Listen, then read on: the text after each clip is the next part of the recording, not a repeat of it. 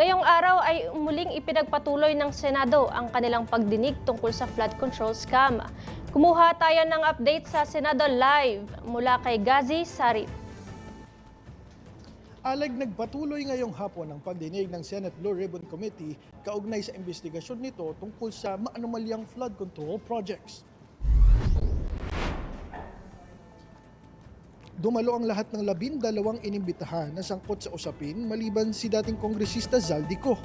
Kasama na narito sa Senado sina dating Department of Public Works and Highway Secretary Manuel Bonoan, District Engineers Henry Alcantara, Bryce Hernandez at JP Mendoza at dating Undersecretary Roberto Bernardo.